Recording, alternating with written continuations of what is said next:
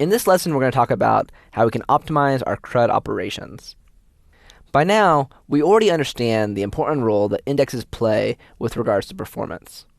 In this lesson, we're going to discuss index selectivity, which concerns minimizing the number of index keys that we examine, the equality sort range rule, which is useful when building indexes, and finally, we'll discuss the trade-offs between these two.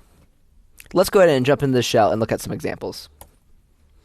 And for this lesson, we're going to continue using the new restaurant dataset. Here I'm creating an explainable object. And here's our query. We're going to search for restaurants whose zip code is over 50,000, whose cuisine is sushi, and we're going to sort by stars descending. Now this collection doesn't have any indexes on it, so we would assume this would not be very performant. And this is exactly what we want. This is our baseline. And when we look at the explain output, we can see that we're doing a collection scan followed by an in-memory sort. And when we look at execution stats, we can see that we returned 11,000 documents, and it took 386 milliseconds, but we had to examine 1 million documents to do so.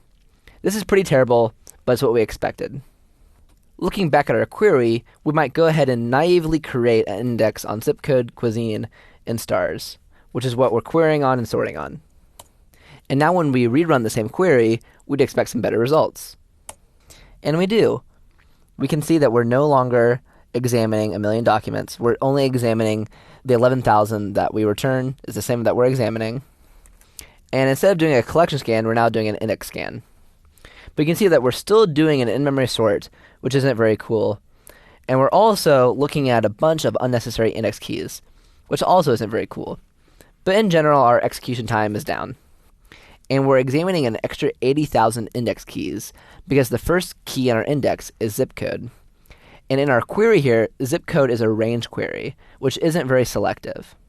If zip code was an equality condition, then our index key would be very selective because there's only 100,000 possible different zip codes, and we have 1 million documents. So if we were doing something like this, where were we doing an equality condition on zip code, we'd expect there to only be about 10 documents, which is exactly how many there are. However, our query isn't doing an equality condition on zip code. It's doing a range query. We're saying that we want all zip codes greater than 50,000.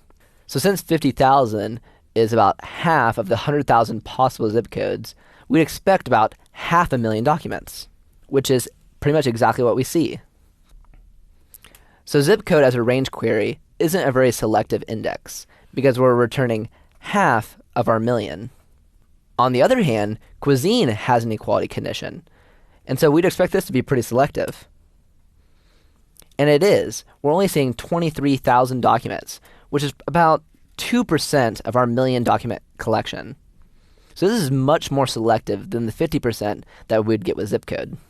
Knowing the selective parts of our query, we can reorder our index to take advantage of this. Let's go ahead and this time create an index on cuisine first instead of zip code first. So we're effectively just swapping these two fields. And now we can rerun the same query. And when we look at the output, you'll see that our execution stats are way better. We're now not examining any unnecessary index keys, and our execution time is way down. This is almost a third of what it took the last time to run. But when we look up at the winning plan, you'll see that we're still doing an in-memory sort. So we know we can actually probably do better.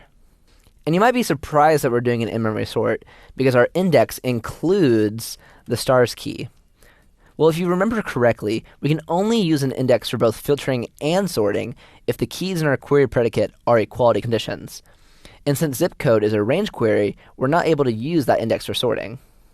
So we can swap stars and zip code, and this will allow us to prevent doing an in-memory sort.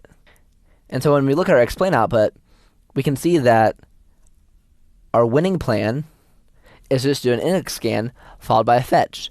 No more in-memory sort. And when we scroll down to execution stats, you'll see that our execution time is way down, only 43 milliseconds. You might also notice that we're looking at a few more index keys. But that's okay, because by doing this sort with the index, we've actually saved on execution time overall. And this is a nice segue into equality sort range. Here's our query and here's the index that we just used to get our most performant execution.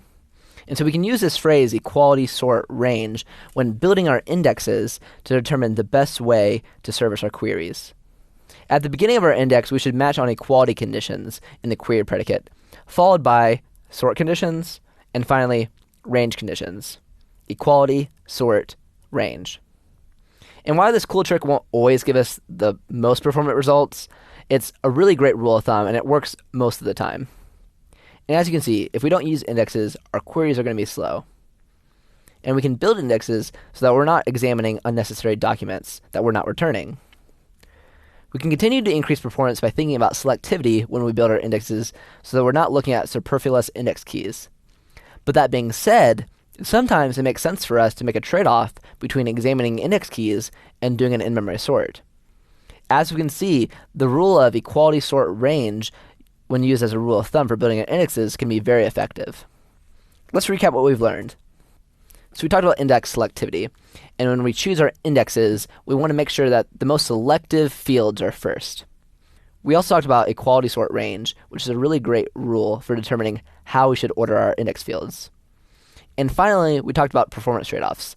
Sometimes it makes sense to be a little bit less selective to prevent an in-memory sort, because in the end, our execution time will be the lowest.